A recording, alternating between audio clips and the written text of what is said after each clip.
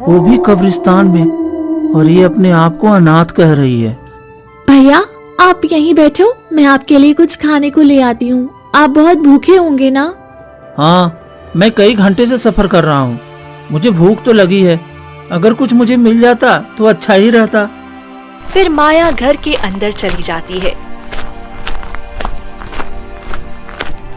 और कुछ ही देर में तरह तरह के पकवान लेकर बाहर आती है। अरे, ये अपने घर से इतना सारा पकवान लेकर आई है, ये तो मैंने कभी देखा भी नहीं था। और ये अपने आप को अनाथ और गरीब कह रही है। अगर इसकी माँ से नफरत करती तो इतना सारा पकवान घर में लाकर कैसे दे सकती है? जरूर मुझसे कुछ छिपा रही है, मुझे इसका पता करना होगा। भैया आप यहाँ थोड़ी देर बैठी हैं, मैं अपना कुछ सामान लेकर आ जाती हूँ, क्योंकि मैं ऐसे खाली हाथ तो नहीं जा सकती ना आपके साथ। फिर कुछ ही देर में एक औरत वहाँ आती है। तुम कौन हो? मेरा नाम रेखा है बेटा, और ये मेरी बेटी है। ये मुझसे बहुत नफरत करती है, इसी वजह से ये खुद को अनाथ कहकर तुम्हारे साथ जाने के लिए तैयार हो रही है। मैंने तुम दोनों की बातें सुन ली थी। क्या ये आपकी बेटी है? और फिर भी इस तरह से ये अनाथ क्यों कह रही है कि ये अनाथ है, इसका दुनिया में कोई नहीं है? और आप अपनी बेटी को भला घर से कैसे निकाल सकते हो, वो भी रात के समय में? नहीं, मैंने इसे घर से बाहर नहीं निकाला, ये बस मुझसे नफरत करती है। ये अपने पिता की मौत का जिम्मेदार मुझे समझती है, इसी वजह से ये मेरे साथ रहना नहीं चाहती और यहाँ से जाना चाहती है। पर मैं क्या कर सकती हूँ, इसमें मेरी क्या गलती है? तो ये तो बहुत ही गलत हुआ है, उसे बहुत बड़ी गलतफहमी हुई है, उसे तो आपको दूर करना चाहिए। मैं चाहकर भी उसकी गलतफहमी कभी दूर नहीं कर सकती। उसे बचपन से ही एक भाई बहुत पसंद था और वो अपना भाई पाना चाहती थी, लेकिन मैं उसकी ये इच्छा पूरी नहीं कर पाई।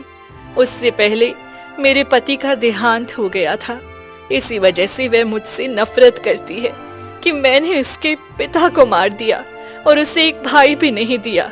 इसी वजह से वह मेरे साथ रहना नहीं चाहती और बहुत नफरत करती है।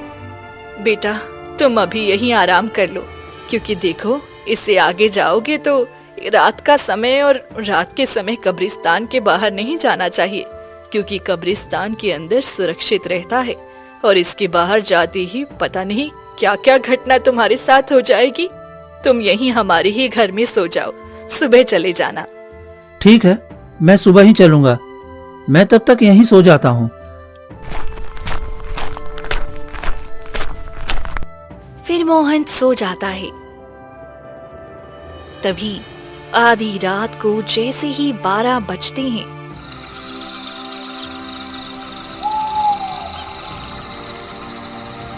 महल अचानक से गायब हो जाता है और रेखा और माया दोनों अपना भयानक रूप ले लेती हैं और जोर जोर से हंसने लगती हैं।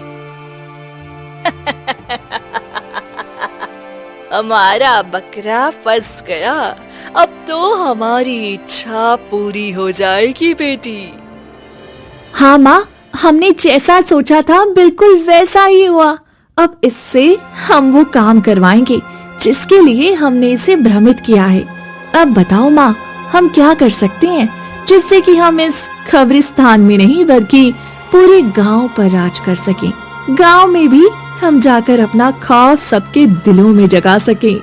चिंता मत करो बेटी, वो दिन भी अब नजदीक है।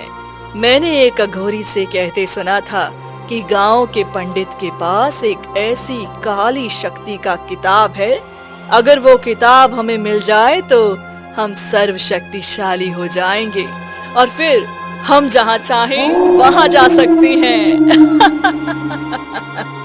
तब तो ठीक है, फिर सुबह होते ही हम इसे उस पंडित के पास भेजेंगे। चलो अब हम आराम करते हैं, थोड़ी देर बाद सुबह हो जाएगी, फिर हमें इसे अपना नया रूप भी दिखाना है। हाँ बेटी, क्यों नहीं। फिर गहरे अंधेरे के बाद सुबह होती है और सूरज की पहली किरण निकलते ही फिर से वहाँ पर महल बन जाता है और मोहन की नींद खुल जाती है। माया, अब चलो चलते हैं, क्योंकि मैं जो काम करने आया था वो तो हुआ नहीं। पहले मैं तुम्हें अपने घर छोड़ाता हूँ, उसके बाद मैं अपना काम करूँगा। भैया, मैं आपके साथ जाने के लिए तैयार हूँ, लेकिन उसके लिए आपको मेरा एक छोटा सा काम करना होगा। ठीक है, ऐसा क्या काम है बताओ, मैं करने के लिए तैयार हूँ। इस गांव के पंडित के पास एक किताब है जो कि काले रंग की है। आपको वो किताब लाकर मुझे देनी होगी, फिर मैं आपके साथ चलूंगी। भला पंडित के पास ऐसा क्या किताब है, और तुम किस पंडित की बात कर रही हो? देख बेटी, तू इसे अपना भाई मानती है और इसके साथ जाने के लिए तैयार भी है, लेकिन ये तुम्हारे लिए वह किताब भी नहीं ला सकता है जिससे तुम्हारे पिता की आत्मा को शांति मिल सके। इसीलिए कहते हैं, कोई अपना नहीं है इस दुनिया में। वो तो मेरे मामा हैं, वो तो पूरे गांव वालों की मदद करते हैं, और मैं उनसे वो किताब नहीं ला सकता हूँ। वो भला मुझे किताब क्यों देंगे? भैया, आप मेरे लिए इतना नहीं कर सकते हो तो फिर मेरी भाई शब्द पर से उम्मीद टूट जाएगी। ऐसे मत करो भाई। अच्छा ठीक है, तुम्हें वो किताब चाहिए तो मैं वो लेकर आता हूँ। फिर आधे मन से मोहन वहाँ से निकल पड़ता है और गांव की तरफ आ जाता है, और जैसे ही पंडित के घर पहुँचता है। अरे मोहन बेटा, तू यहाँ क्या कर रहा है? और सब बता, तेरा भाई भाभी सब कैसा है? मामा, सब तो बहुत अच्छे हैं, और मुझे आपकी बहुत याद आ रही थी, इसलिए आपके पास आ गया। आप ठीक हो? हाँ, सब ठीक है बेटा, बस इन दिनों गांव में कुछ ज्यादा ही परेशानियां चल रही है, उसी काम में लगा हूँ। मैं आपकी कोई मदद कर दूँ? हाँ, बस देख ले, मेरे अंदर जो कुछ किताबें हैं उन किताबों को ठीक करके रख दे, क्योंकि मुझे अभी जमींदार के पास जाना है और उसके बेटे का नामकरण भी करना है, तो मुझे आने में थोड़ा वक्त लग जाएगा। क्यों नहीं मामा, मैं अच्छे से कर दूंगा, आप बेफिक्र होकर जाइए। ठीक है बेटा।